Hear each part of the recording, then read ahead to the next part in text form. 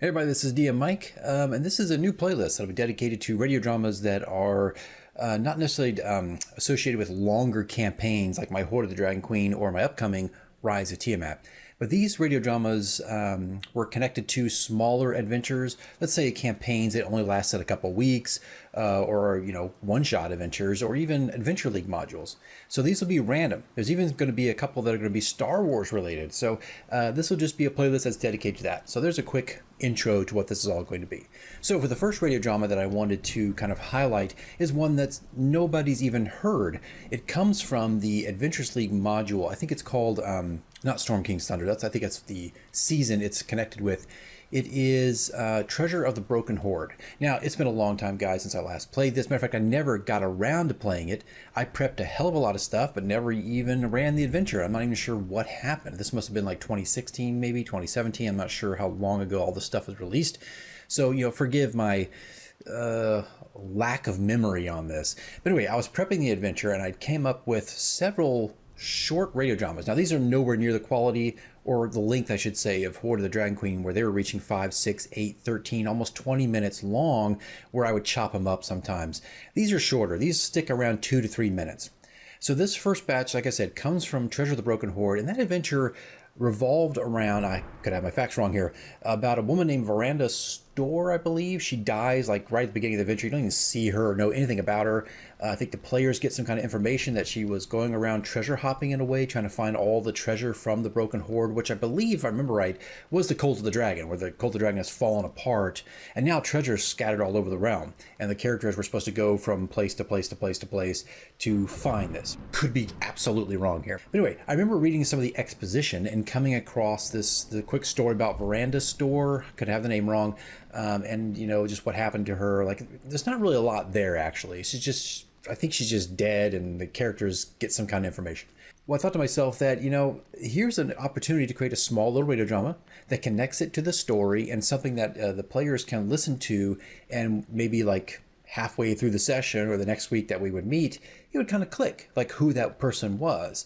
So anyway, I'm going to break this video up into several portions. We're going to do the first opening radio drama, and then I'm going to show you these little snippets, little things, techniques I used in radio drama format to kind of, just help the adventure come to life, create a little more verisimilitude, things of that nature. Some of these are very short. Some of these are little tests that I did because, again, I never ran the adventures, so some things just were left unfinished. But I want to show you some of the audio sketches and different things. But if anything, this first part is the one thing that actually got finished. So anyway, here it is. This is the opening to not Hoard of the Dragon Queen.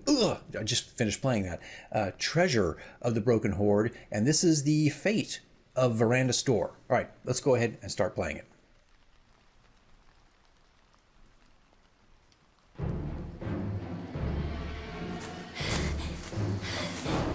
A young woman runs through the forest at night, her rain-soaked cloak trailing behind her as she breaks through the foliage at a reckless pace, snapping branches and dodging the black roots and stones at her feet.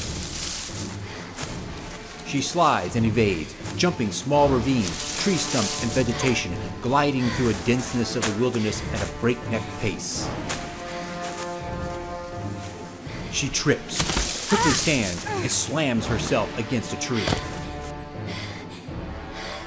Without hesitation, she loads the last bolt of her crossbow and draws her sword. She quietly listens for her pursuers. Steam rises from the forest floor in all directions as the bright moonlight shines down through the canopy. Within moments, yellow eyes appear from the black pitch of night, the goblin beasts cautiously making their way towards her position. A few of the goblins pass by on her left and right, creeping among the trees, barking in their archaic and guttural language.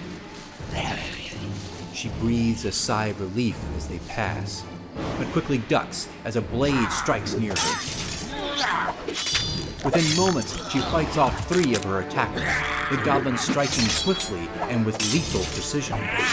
She blocks, parries, and strikes down the sentries one by one, darkening the soil below with the sticky bile of her enemies. But her moment of victory is short-lived.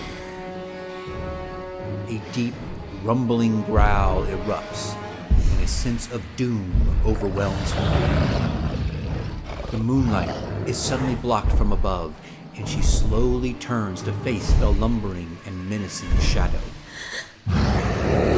A large hand lashes out with startling speed and grabs her. She struggles futilely as her sword drops to the forest floor, realizing her efforts are in vain against such brutal strength. The giant arm lifts her higher and higher as a deep, booming voice crackles. Finally, after all this time, you are ours. In all her years of adventuring, she knew her time would come, and the game she had played would finally catch up with her. And in the shade of night, a final piercing cry rings out within the vastness of the forest, followed by a deathly silence. So there you go. This was something nobody's heard. Only one person here locally has heard it because I just wanted her to get some feedback from her about the voices and whatnot. But that would set the scene, right? That would set the tone for the adventure, and the players would, hopefully get immersed by that. Now, next thing I did with this adventure, and sometimes I do this in some of my other adventures, and you'll see this as this playlist grows, the different ways and techniques you can use radio drama and sound specifically in your adventures. I'm hitting my mic, to help things along the way. For instance, this next piece is only like 6 seconds long, and it comes from this character here, MATTOX. MATTOX is a character I just kind of made up, right? Look, I run Adventures League, but I often change the modules up, not adding XP or taking away or treasure. I know you can't do anything like that. You can't add magical items, but I would just add characters and change things around that I felt like a little more interesting for me. And so I made this robot construct named MATTOX. And sometimes when you're at the table, you cannot do the voice that you want to do, right? For instance, MATTOX had a very high-pitched robotic voice. I can't do that at the table. I maybe could speak into my hands or something like that and do something really kind of silly in a way. But sometimes what I'll do is I'll do an audio sketch or an audio sample so players can hear what the character would sound like. So in their head, they can hear it. But at the table, I got to use my own voice. So anyway, here's a quick sample of MATTOX's voice using Adobe Audition so the players could, get a feel for the character. All right, let's play it.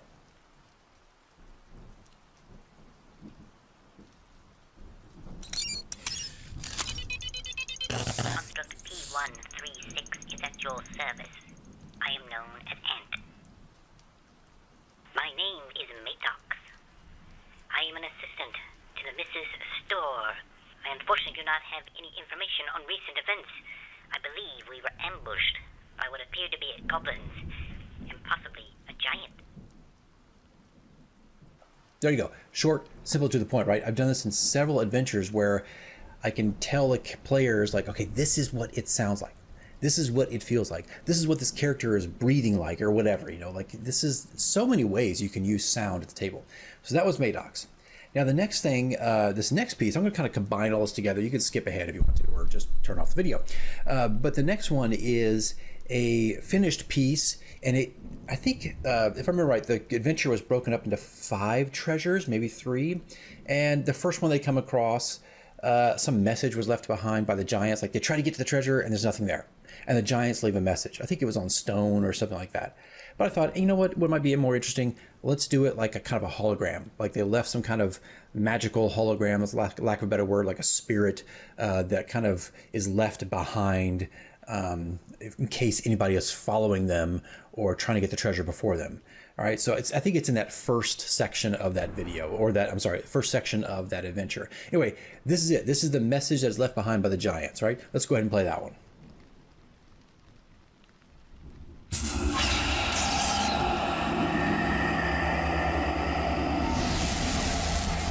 You are too late. The Hill Giant Enclave will never have dominion over those of the clouds. The first treasure of the Dragon Cult remnant is now ours. The Ordning may have failed us, but those truly righteous to the throne will see victory. Clan True Nimbus will prevail.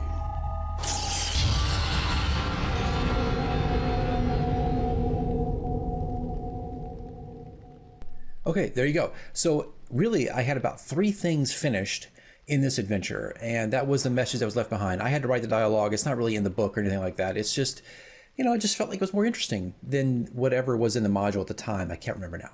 Now, the 4th thing, this will be the last thing for this adventure, was something that wasn't finished. There is a treasure, I think it's the 2nd or the 3rd one, I can't remember now, where the characters walk into an ice room, like a frozen room or something like that, and there's a crystal in the middle of the room and 2 giants that are frozen. That's just how it begins. Well, again, I looked at that as an opportunity to bring to life maybe what the giants were doing before the adventurers got there. So this one is not finished, but I'm going to play you the rough, and you can kind of see where I was going with it. So it's kind of all over the place, maybe audio-wise, the dialogue isn't quite all there, but it was a start, right? So I don't know what to call this one. The 2 Frozen Giants. All right, let's go ahead and play that one.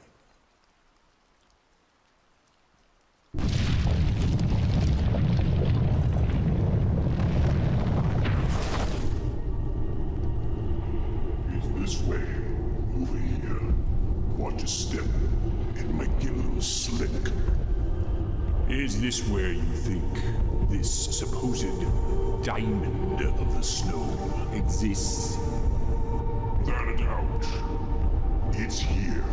I can feel that power. We just need to keep our eyes open. We're not used to this land traversal. Hopefully, nothing gets in our way.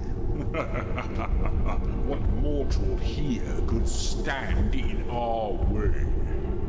That jewel is as good as ours.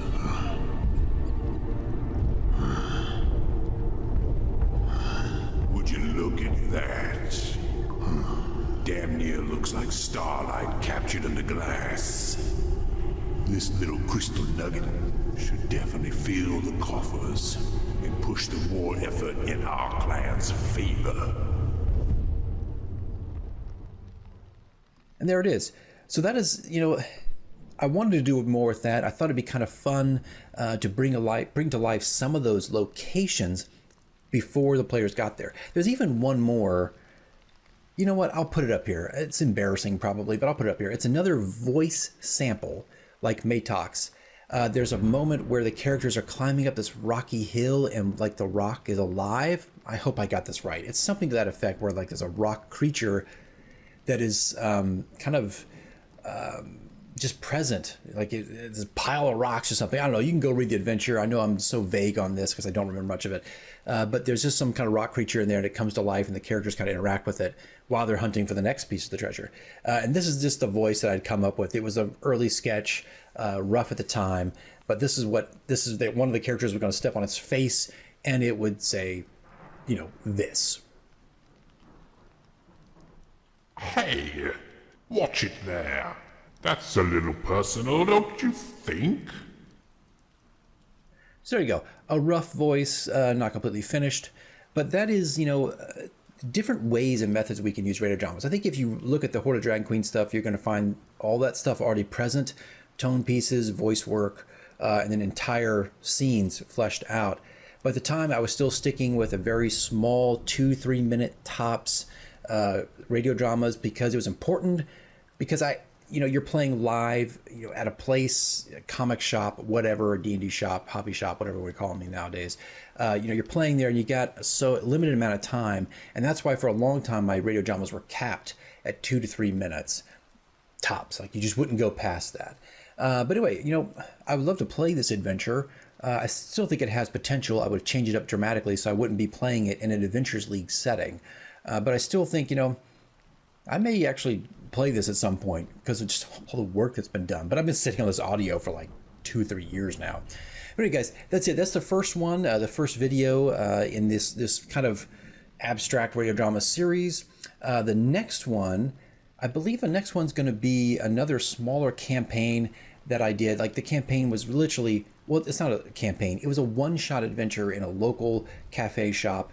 and it was called The Tale of Baraxis. And that one I might break up a little bit more into several videos, not just one major video. We'll see how this goes. I don't know how to run this just yet because Hoard the Dragon Queen was so different. Anyway, guys, that's all I got for you today. And, you know, hey, more mini radio dramas to come. And, of course, Rise of Tiamat is on the way. All right, guys, thanks for watching, and I'll see you in the next one.